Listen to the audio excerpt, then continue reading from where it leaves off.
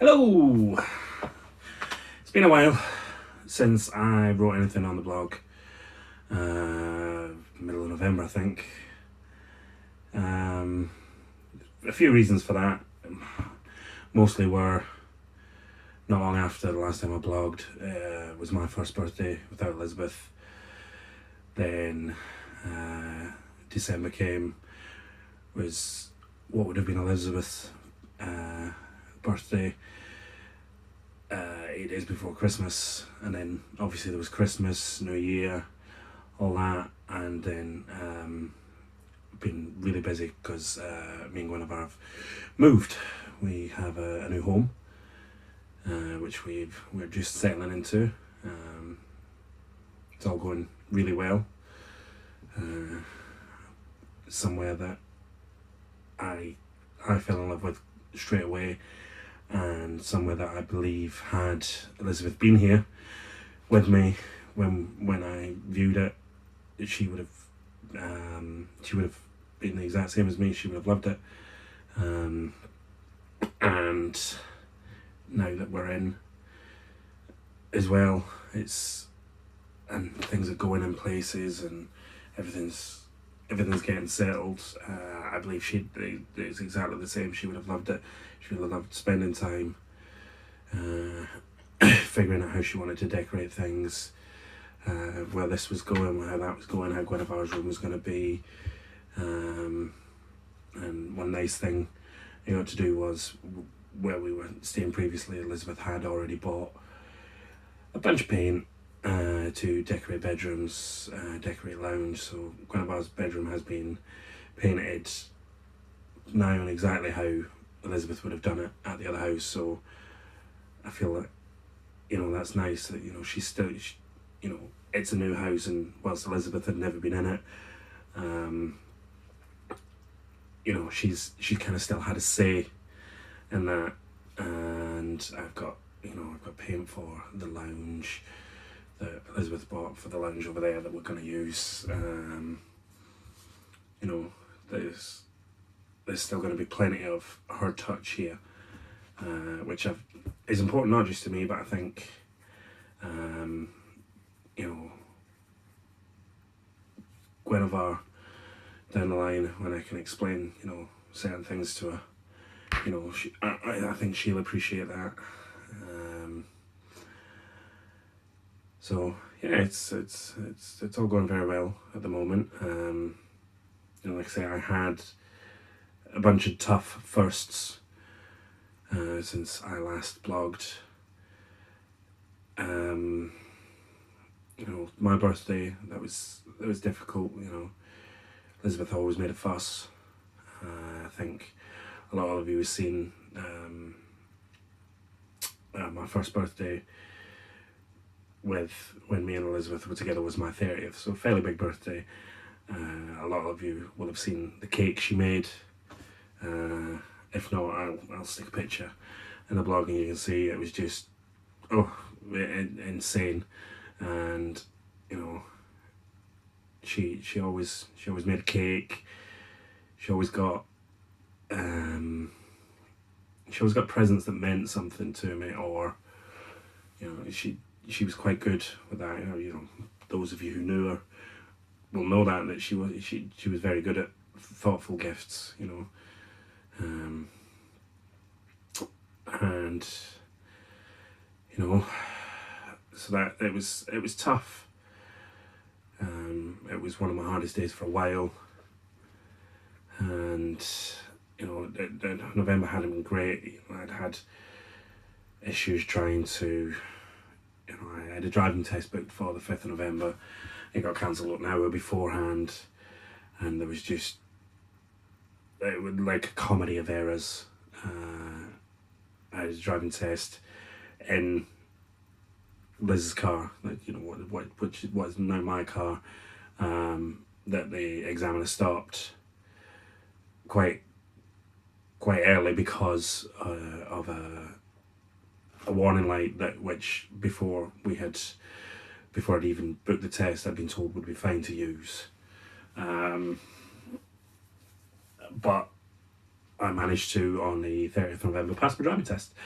And, that was a nice little, it's just made life easier. Especially now, in the middle of a move, it has made everything so much easier. It's easier to get to group with Guinevere. The weather's terrible in the morning, and it's so easy when you don't have transport to just go, nah, we'll just stay in today. Whereas we've got the car, we can get to group, we can get, and it's not a big issue. I can go shopping. I can either take her, it's not a huge issue, or I can drop her off with my mother, with friends, and it's not, beforehand it would have been, right, I'd have to take her somewhere to drop her off, then, either walk or get public transport to the supermarket, then, I either get back, I have to go home with it, and then I have to go and get one of ours. So it became a whole issue, where shopping could take a couple of hours, whereas it can take 20, 30 minutes. And whilst there was just that, I think it was more, it wasn't a sense of happiness when I passed, it was more relief and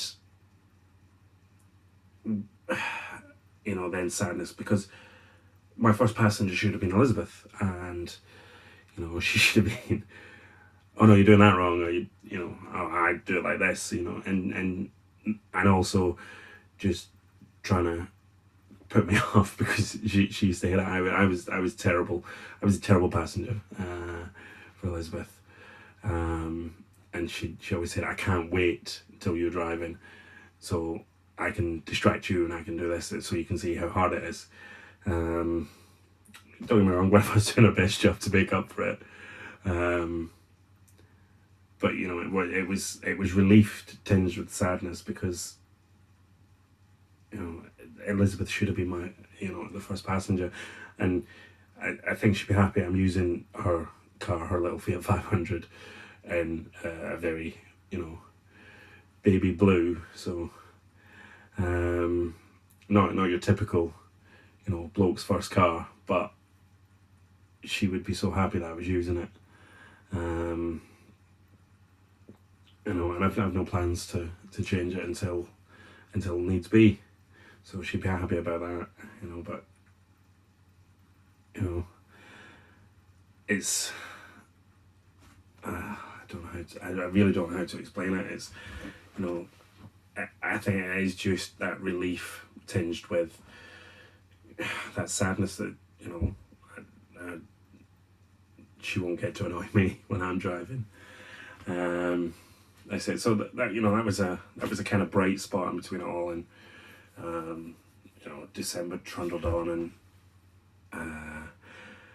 I was still in quite a bit of limbo, because I had made an offer on the house at the end of October, and it kind of dragged on and on, and everything dragged on until the solicitors basically said, look, it's not going to happen before Christmas now, because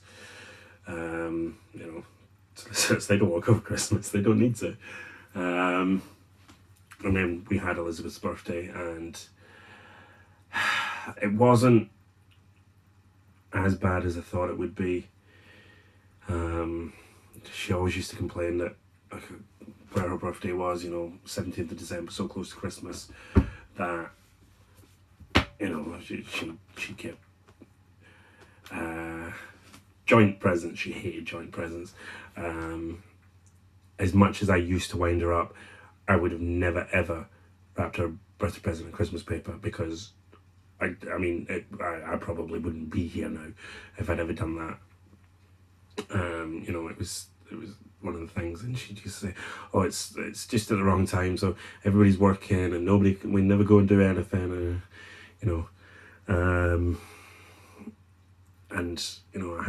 I had plans for her birthday this year, stuff that I'd been looking at doing, and obviously I never got to do them. And my Guinevere went and stayed with my parents for a couple of days, because I had no idea how I was going to feel throughout all this. But we got through it. It wasn't it wasn't as terrible as I thought it was going to be. Christmas, see, because, and she'd probably find this quite funny, but, anybody who knows me, I don't wrap presents. You either just get handed a box or, it's a gift bag. So on the evening before Elizabeth's birthday, and it ticked over into Elizabeth's birthday, I sat there and I wrapped all of Guinevere's Christmas presents that I had to buy as well. And I was, I'm good at like spontaneous presents, but sitting there and thinking about what to buy a 2-year-old for Christmas was, Guinevere's birthday was just under a month after Liz passed away, and she'd already bought all the presents, so I didn't even have to deal with all that. And so coming to it and buying this and that, and just trying to think of the right things to get her. And Christmas wasn't too bad. We went to my parents in the morning so she could have presents, and Guinevere loved it. And then we went home just before lunchtime. I picked a side of beef up and kind of planned on cooking it, but it wasn't. I couldn't bring myself to do it. Anybody who knew Liz knew how much she loved her food, and I loved cooking for her. And we'd had Christmas was a thing.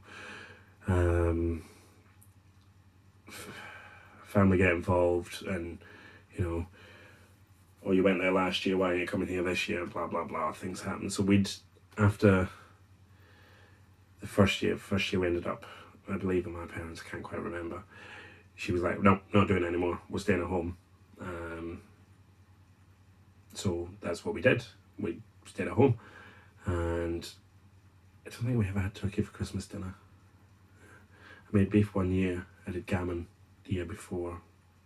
Well, last Christmas with Liz.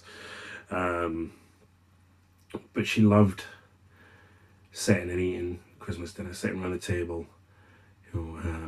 Guinevere's first meal was on Christmas Day, so because I didn't put a Christmas tree up or do anything like that, because Liz loved doing all that, and it wasn't for me, and I could get away with it this year because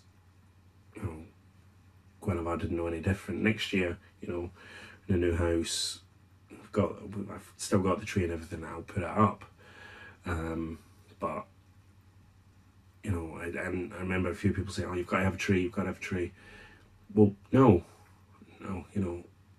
I don't think you can ever understand how hard things like that are until something like this happens to you, because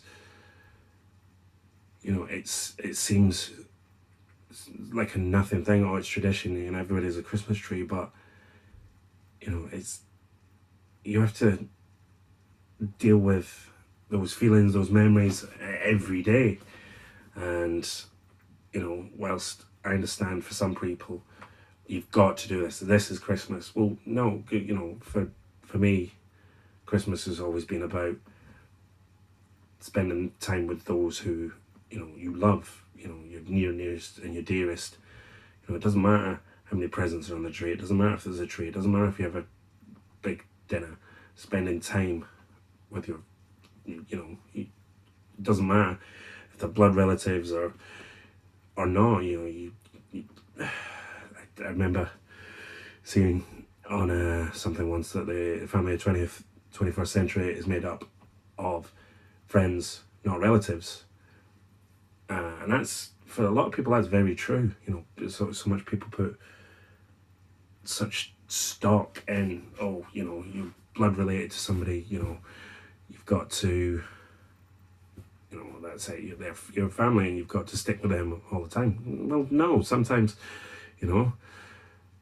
they're not nice people, or they do things that you're like, well, no, that's just wrong. And sticking with them just because, you know, they happen to have been, you know, pushed out of the same birth canal as you, or, you know, you share a distant relative. No, you know, be there with people who you love. And that's what Christmas was. And so, you know, I saw, you know, my mum and dad, and then I spent it at home with Guinevere, you know, because had Liz not died, we would have spent it at home together, the three of us. You know, we wouldn't have gone out. We'd have probably seen my mum and dad on Boxing Day. You know, so, you know, we got by. Christmas was all right, and I mean, New Year, just, I think the past 4 New Years I've been in bed before midnight, because it's just, you know, it's either work or, you know, who goes out, you know, especially once you become, you know, you get in your 30s and you've got kids, you're like, oh, fuck that. So that wasn't, you know, too much of an issue. And, you know, so New Year turned, and I found out quite quickly that the likelihood is I would get keys for the house on the 13th. So that was something to look forward to. And I'd had some more therapy sessions greenlit through work who have just been fantastic, and I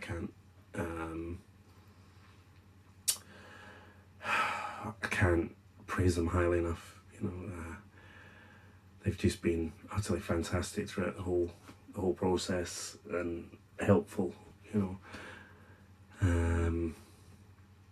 And I think I've said before, the therapy sessions have been just so helpful, because one thing I'd really lost with Liz not being here anymore is somebody to just sit and talk at sometimes. You know, it was something Liz and I did with each other, is you get in from a crappy day at work and you would just rant at the other one, or something would have happened and you could just rant to that other person, and there was no judging, there was no sitting and trying to tell, you know, you're wrong, or interrupting with, well, this is how I would have done this. We just listened to each other, and it was one thing that really helped our relationship, and, you know, I believe each other's mental health. You know, you didn't have to bottle anything up. You could just talk to somebody, and especially once I started working on the railways, you know, doing the same job. You know, there was somebody there who understood, and, you know, then, because I mean, I'd had it for 3 years of her going on and on and on about, you know, things that happened, and, you know, with some things like idiot passengers, you could I could sympathise with. Other things where it was you know, disruption or stuff like that, I couldn't. It was just, I was just a sponge listening, whereas you know, from like October through until she died, I could sympathise, or I could, you know, say, oh yeah, no, this is how I've dealt with that in the past, or, you know, that sort of thing. Or, you know, I could say, what do I do? You know, I'm lucky I've got Jamie as well, who there's times when I just don't know what to do, and I'm like, you know, I've rung up and I've gone, how do I do this? You know, so that, God, I can waffle, can't I? So yeah, the therapy sessions really helped, and like I said, we got the keys to the house on the 13th, and I ended up with really bad tonsillitis the same day. Ended up getting the keys, taking my mum and dad to show, bringing my mum and dad here to show them, and them having to take Guinevere for a couple of days because I was just really bad. I ended up at the walk-in centre. I had really bad tonsillitis. that just kind of floored me. And poor nurse at the walk-in centre, she's a trainee nurse as well, and she ended up, it was a fairly seismic day. I said, if you'd have told me this time last year that I'd be a homeowner by now, and I've gone, oh, so, Liz remembered to put the lottery on one week. And I've said, life insurance, just don't think, oh, it's all right. It's, I think mine's £6 a month, and that's what Liz's was. And now I have a house. I'd trade it in a second for more time with her, but just it makes it, there's that one worry out of my head. I don't have to think, oh, where are we going to live next week? Where are we going to live next year? We're going to live here. This will be the house I die in. Because I'm too lazy to move. This is the last time I'm ever going to do it. And so I'd done that, and then I was ill, and it was the first time I'd been ill since Liz died. And had she been here, she'd have taken me to the walk-in centre. She'd have been waiting with me with Guinevere, or she'd have dropped Guinevere off somewhere, and we'd have gone to the walk-in centre, and she'd have been there with me, and she'd have looked after me. And I kind of sat there in the little consultation room, and I just broke down crying. It was a very emotional day, and so I ended up crying on this trainee nurse's shoulder, which I don't imagine she would have expected when she went to work that day.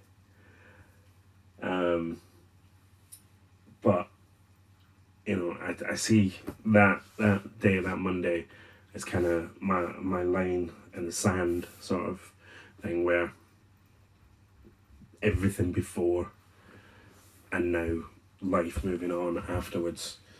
And I saw my therapist the next day, and she said something that really hit with me, that I think in the back of my head I'd thought about, but never consciously considered, was that Liz would be proud. I didn't descend into kind of like a black hole of despair, even though early on there was part of me that just wanted to do that, and just bury my head in the sand and think, no, this isn't real. I've done a lot in the 7 months since Liz died.